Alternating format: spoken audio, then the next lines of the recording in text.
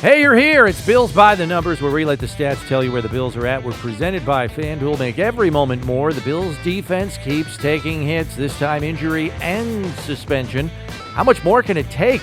The offense had a bad night in Baltimore. How do they bounce back? And we'll have our one burning question. Let's tear it up!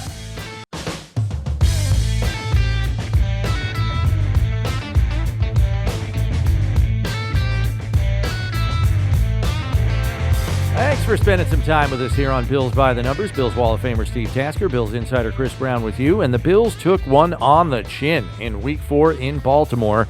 Lost at the line of scrimmage, had trouble executing, and the players gave credit to the Ravens for playing with a greater sense of urgency and physicality. So first, let's address Buffalo's bounce-back ability, Steve. We've seen Sean McDermott's team be resilient before in course-correcting following a poor performance. Why do you believe that can happen again this time? Well, because they're a much better football team than we saw them play on Sunday night in Baltimore. Certainly, and Baltimore's a unique matchup for the Bills. And walking in there with a 3-0 record, you just didn't, and they said it too, you just didn't sense the edge on their game.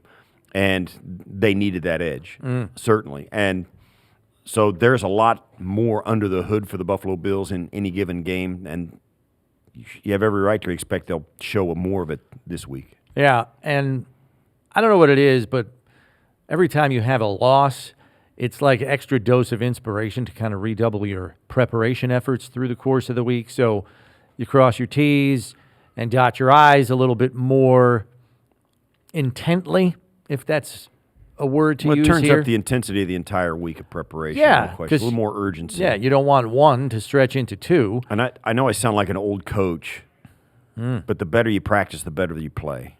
And the better you prepare, the better you're going to perform. It's hard to feel that when you're out there every day doing kind of the same, doing the same. But it does make a difference, and I think you have every right to believe that they're going to show that this week. Since 2019, the Bills are 18-5 after a loss, and I would expect them to play a much better game this week. How do you expect Joe Brady to ensure that happens on offense when you know you're playing another division winner from last season this week in the Houston Texans? That's the problem. I mean, losing during the midst of a season when you're playing a first-place schedule doesn't mean you get an easier game the next week. That's right, yeah. So you're not. It's not always a struggling New England Patriots offense that you're going to face. It's not always a Jet team without Aaron Rodgers that you're going to face, or the Dolphins without Tua. You don't always get those games after a loss. Now you're going to get C.J. Stroud and the division-winning Houston Texans the next week. That's an issue. And you're going to be on the road. You're not always on the road the next week after a loss either. So this has got a lot of things checked against it. I would like to go back and see how many of the 18-5 were kind of the situation for each of them. How many games of those, 23 games were on the road? How many times were the team they were playing a team that was struggling, or a backup quarterback, or that kind of thing? So it is a significant number, and 18-5 is a big number. And we have commented on this before. Sean McDermott's good coming off a bye week. He's good, after a loss. This team has been, with Josh Allen at quarterback, really, really tough to beat, particularly seeing them lose 2 in a row. That doesn't happen very often. Even last year when they were just, everything was hard. They were fighting uphill. They were 6-6. They had one time, I think, last year when they were really struggling, they put 2 losses together. That is correct. So that's in the mix as well. I think this is a much better team, a much more flexible team offensively, and I think they'll be better this week than they were last. Yeah, their back-to-back losses last year, that only happened once, because as you remember, they reeled off 5 in a row at the end of the season, finished 11-6. Their back-to-back losses come on the road at Cincinnati, and then it took a 12 men on the field penalty to lose a second game back-to-back to a struggling Denver team, which ultimately cost Ken Dorsey his job. So back-to-back losses have not happened with any degree of frequency for the Bills, but this is a test. It's back-to-back road games, which makes the task harder, but I do think they're going to have a much better performance, more consistent performance this week. There could be some good news and bad news concerning player availability for Buffalo's defense, which has already had their fair share of player absences due to injury, but now Von Miller is out on a 4-game suspension, and Taylor Rapp was in concussion protocol late in the week. So, how do you kind of view what the defense is dealing with? We talked in our last episode of Bills by the Numbers about the law of diminishing returns. There is a chance Terrell Bernard gets back, and we'll discuss that in just a second here, but how much more can this defense take in terms of player losses? Oh, I say not much. They may be able to put some good athletes out there, but guys that are not going to be well-versed in the defense, they'll have to simplify a game plan that makes them predictable, that makes them beatable, particularly for a quarterback like C.J. Stroud and particularly for an Aaron Rodgers on the horizon in 2 weeks.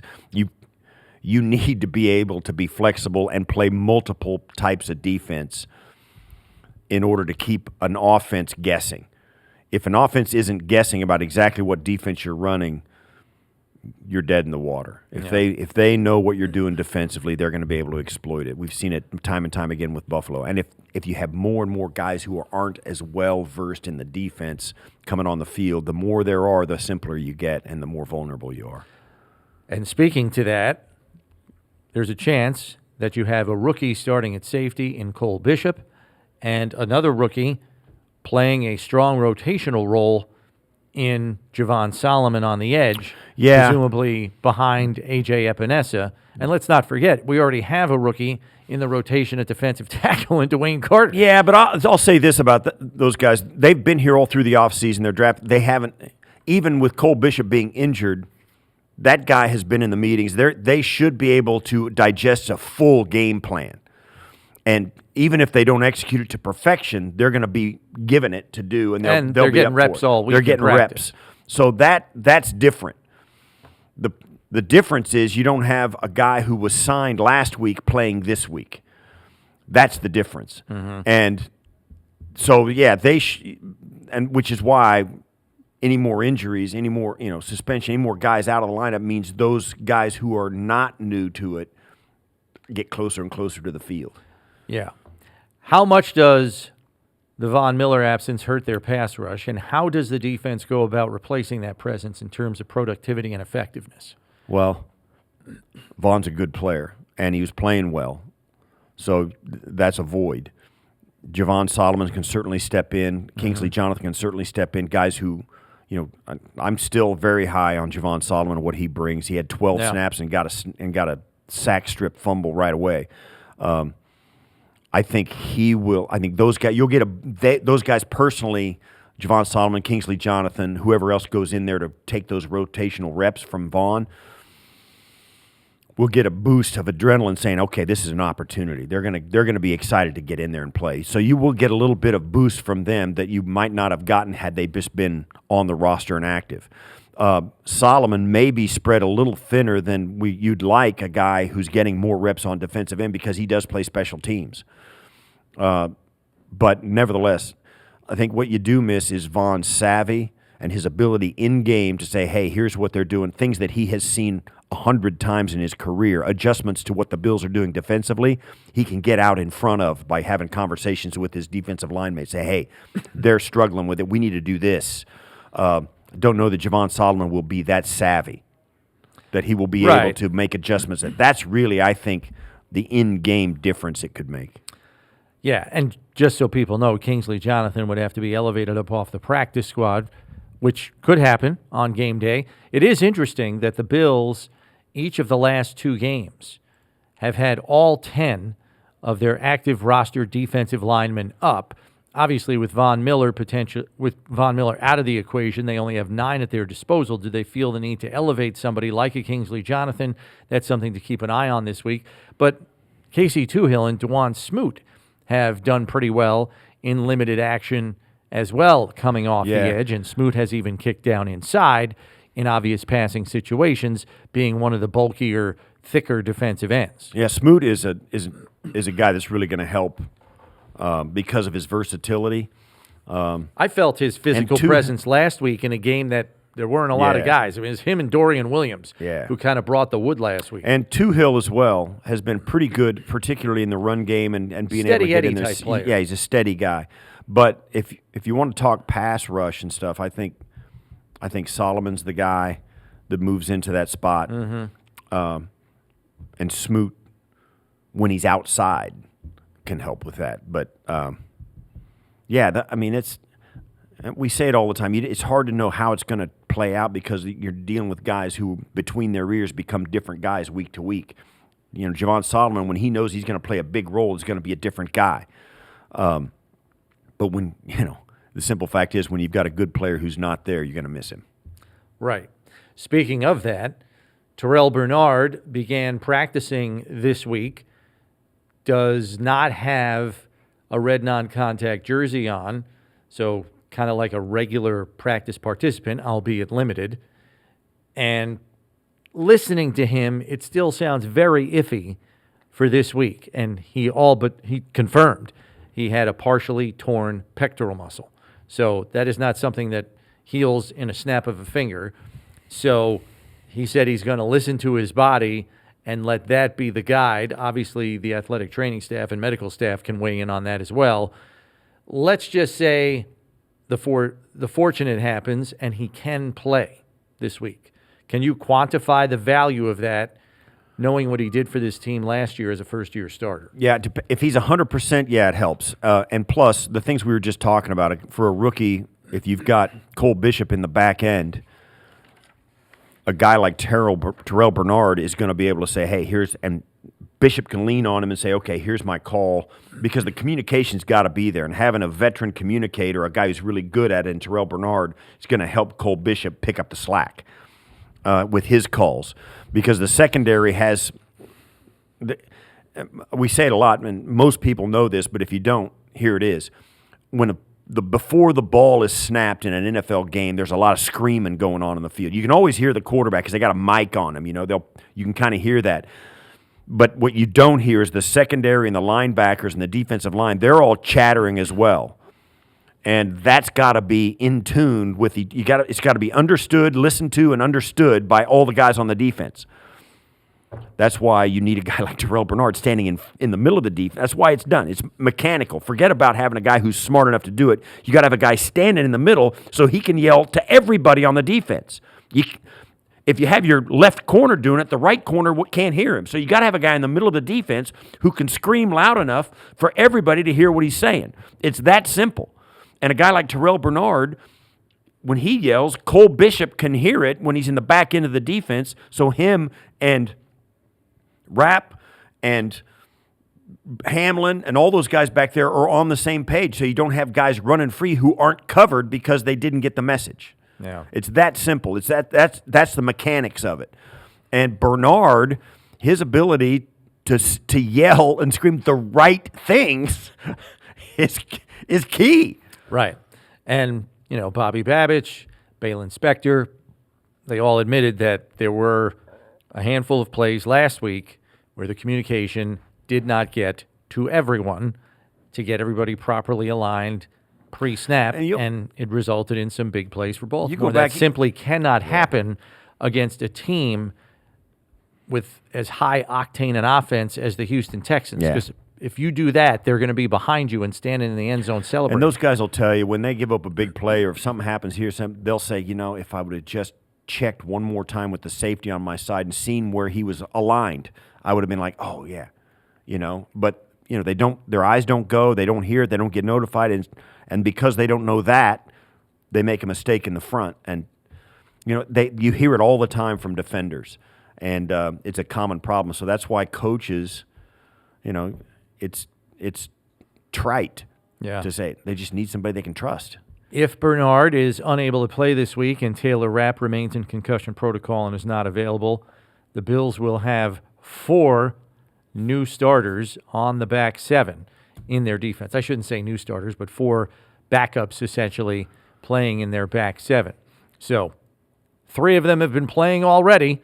So what's one more, right? It seems like there's a new guy stepping in every week. Sooner or later, it will show itself in some ways, and I'm sure it did last week in Baltimore. To a certain extent, to a certain extent. So the more that happens, the lower your expectations have to be about the quality of performance you're going to get. Let's brighten everybody's day with the numbers game, where Steve is going to be quizzed on Bills' defensive history. So let's do it here. Question number 1, Steve Areno. How many times has Buffalo's defense finished the regular season with the number 1 total defense? So this is yards against. Number 1 defense in the league. How many times? In history? In the history of the team. Wow. I'll say it's not 10. No, it is not. I'll say 4. Ooh, you're right there, Steve. It's 5 times that it's happened. 1960. Right, I knew that, 1964. I knew the AFL title team. The 60s Bills would have been. This one surprised me. 1980. Didn't know that one. Bermuda Triangle. 1980, 1999, and 2021. Those are the 5 times. Question 2. Which one of those number 1 defenses, if you had to pick one, had the most interceptions of the 5? 99. 99 is your guess, and you would be incorrect. You want to take one more shot at it? The 02, or was it the 02-04? The late 2021, you mean? Is that what? No. Is that what you said? 80, 99, 2021 are the 3 most recent. I'll say 21. And you would be incorrect again. The answer is 1960. Oh, gee. Back when they were airing it out, Come on, man. throwing picks left, right, and center. 33 interceptions by the 1960 Bills. How about that? Yeah. Billy Atkins led the team with 8 interceptions. Bless his heart. Question number 3. Did any one of those number 1 defenses finish first in points allowed? Yes or no? Yeah, I'll say the 64 team did. Well, we only needed a yes or no answer, so you're correct with yes. Okay, so obviously. So now you want to guess which one? 60. That would be incorrect. It's not 60 or 64? It is not. First in points allowed as well as I'll yards say allowed. 80. It was 2021, Steve. First in points I was allowed. going from the wrong end of the timeline. Gah! Question number 4. How many Bills Wall of Famers would you guess were a part of those number 1 defensive units? I need a total number of Wall of Famers There's like 20, on number 1 defense. So there's like 25, 20. Right, but you're only talking defensive Right. players here. So if you had to guess a number of Bills Wall of Famers on defense that were part of number 1 defenses, some are relatively obvious since they were your teammates. I'll say 3. There are more than that. Really? Well, there are 3 of your former teammates, but there are others that were So on number I'll 1 say- defenses. I'll say 6. Oh, man, you are just so close, Steve. 7 is the total. I will run. You can probably name your teammates that were on number 1 defenses here. So the 9. Bruce, Biscuit, and... Well, the 99 team was the number 1 Biscuit's not defense. on the Wall of Fame. Okay, so it's Bruce. Mm-hmm. Who's the other Wall of Famer in that? Who was also a defensive lineman. One of the most recent people to go on the Wall of Fame.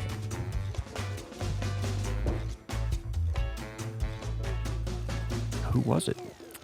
Bruce? Phil. Phil Hansen, yes. Um, And then the other one was on the Bermuda Triangle defense. that would be Fred Smirlis. Fred, correct. And then the other guys are all from the 64 Kalsu? team. Not No, Kalsu. he's an offensive lineman. Oh, how about, wait, let me try. These are all from the 64 team. 64 team. I will say Booker. Correct. I will say Stratton. Correct. And I will say There's 2 more, actually. okay. I will say Butch Bird. Not Butch Bird. That was a good guess, though, by the way. Bird leads the team and leads the franchise in career interceptions. He's not on the wall, I don't think. Is he? I don't know think if he is. I Anyway, gotta check. I don't know the other 2. What are they? Tom Sestak. Oh, Oh, that's the guy. That's the guy I was looking for, and I couldn't figure. George Sames. Yeah, I wouldn't have gotten George. I should have gotten Tom. Everybody forgets George Sames. Yes. Pretty good safety, right? Very good safety. Very good safety. Yeah. So I'm there you go. I didn't get Sestak. Gosh darn it. Yeah, you did okay. You had a good finish there, a better finish. You got question 3 right, 4 almost right. You were right there, man. You were just right there. All right, good addition on the numbers game there. Bills fans, get in on the action with FanDuel, America's #1 sportsbook. Just download the app and play any way you want. Plus, with live betting, you'll get updated odds on games that have already started. Best of all, you get paid your winnings fast. Make every moment more with FanDuel, official sportsbook partner of the Buffalo Bills. We turn now to our one burning question. Bills fans want Buffalo to be in on the Davante Adams trade talks to possibly acquire him. Should they be? I will say no for a couple of reasons. One, no question about it, Davante Adams is a great player, and your team gets better when you have better players on it. No question about it. The problem is the cost is too high for a team that is a perennial contender anyway without him. His salary and the draft capital you would have to get up to get him on your team would hamstring your ability to continue to be competitive down the road. I do not think it's worth that for a player that you can only really guarantee is going to be here. Well, he's 32 and has not had the kind of years he had in Green Bay since he left Green Bay. I do not think it is worth the capital investment, the asset allocation to get him on your team. He's a good player, no question about it. But I do not think, and you're always better with good players, but I don't think he would make enough of a difference this year with this team going forward to make it worth the expenditure. Right. Not to mention the fact that he has zero familiarity with this offense as opposed to some other teams. So there would be a ramp-up period. Yeah. No familiarity with Josh Allen. And then I think the financial component of this is very important. We have to remember the Bills are biting the bullet this year on dead cap money. If you acquire Davante Adams, you inherit another 2 years of sizable dead cap money. They bit the bullet this year, so they're in position next offseason to extend Josh Allen, probably extend Greg Rousseau, probably extend Christian Benford at 3 very high-priced positions in terms of average salary for top-of-the-market money. Then, if you want to add a free agent or two next offseason, that's done and out the window and not even a consideration if you acquire a player like Davante Adams. And look, I know Bills fans believe, based on last week's game alone, that they need help now. We need help now. Get him now. Get somebody. Yeah. General managers in the NFL cannot think that way. And looking on the horizon at 2025, it's going to be an important year to extend your quarterback for what is going to amount to top-of-the-market money, $55 million a year, upwards of that, plus other young core players who you need to re-sign. That becomes infinitely more difficult if Davante Adams is on and your they'll be roster. able to do that. The Bills are, I think, number 2 in the NFL in dead cap money this year. They have $64 million in dead money. Because they just got rid of an overpriced receiver. And that will come back onto their books in 2025 and give them all the flexibility they need to build their roster again. Make no mistake, they took a step back financially this year, but they did, and what they should be getting applauded for at 3-1 is being able to build this roster back, given the constraints they put on themselves with the Diggs trade. Doing more with less financial flexibility. Right. They have done an outstanding job, and so they're going to be sitting really well this coming February and March and April actually, this coming year in free agency. So they don't want to. When you find yourself in a hole, and it's tough on a week like this after you get beat by 25 points, but you don't want to dig yourself into a hole there's no getting out of for another calendar year, right? So they're going to have a fresh slate this year. They're going to be they're going to have a shot at it this year again, and that's what we all want. We want to have a shot at it this year. And some people say, well, this, you save me with the Sean McDermott's not the guy stuff. Miss me with that. That they're not going to be able to do it with this crew. Nobody knows that. And when if this crew gets healthy, this could be the best. We've said it. This could be the best team they've ever fielded under Sean McDermott. And there's nothing that says it's not going to be. Yeah. Our closing figure deals with Buffalo's 10 points scored in the loss at Baltimore last week. It snapped Buffalo's league-leading and franchise record 41 straight games of scoring over 10 points, dating back to a 14-10 loss against New England in Week 13 of the 2021 season. Since then, the Bills have averaged 28 points a game, second only to the Cowboys' 29 points per game over that span, and the Bills have done it with 3 different offensive coordinators. That's all for this edition. Subscribe on your podcast platform of choice so you know when the next episode is out, because when you need to know about the Bills, you need to check Bills by the Numbers. For Steve Tasker, I'm Chris Brown. Thanks for listening. We'll catch you next time, everybody.